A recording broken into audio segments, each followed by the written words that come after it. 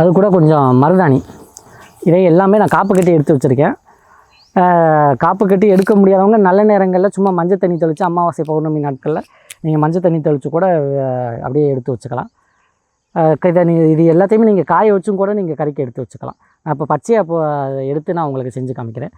மருதாணி இலையும் போட்டாச்சா, இது எல்லாம் போட்டு வச்சதுக்கப்புறம் நம்ம இந்த விளக்கெண்ணெய் தடவி வச்சுருக்க அரச இலையில் கொஞ்சம் கஸ்தூரி, கொஞ்சம் கோரோசனை சேர்க்குறோம். அப்புறம் புணுகு எல்லாமே ஒரிஜினலாக இருக்கணும். நம்ம கடையில் விற்கிறதெல்லாம் ஒரிஜினல் பார்த்து வாங்க. ஒரிஜினல் இல்லாதவங்க நம்மக்கிட்டே கிடைக்குது, தேவைன்னா வாங்கிக்கலாம். கஸ்தூரி, கோரோஜனை, புணுகு எல்லாமே ஒரிஜினலாக நம்மக்கிட்டேயும் கிடைக்கும். இது எல்லாமே இந்த அரச மரத்து இலையில் நீங்கள் தடவிடணும். தடவிட்டு நம்ம வந்து சூடத்தில் நம்ம நெருப்பு பற்ற வச்சிடணும். உள்ளே வச்சுருக்க சூடத்தில் நம்ம அதில் காப்பு கட்டி போட்டிருக்க அந்த செடியெல்லாம் கருகணும்.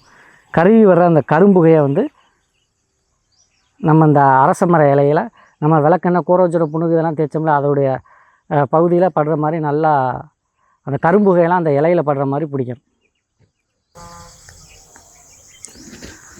இந்த மாதிரி அந்த புகைப்பட்டது பார்த்திங்கன்னா உங்களுக்கு அது ஒரு மை மாதிரி வந்துடும். இதை வந்து நீங்கள் இந்த மாதிரி செஞ்சு ஒரு சின்ன டப்பாவில் நீங்கள் சேகரித்து வச்சுக்கலாம். பித்தளை டப்பாலையோ ஒரு இரும்பு டப்பாலையோ நீங்கள் சேகரித்து வச்சுக்கலாம்.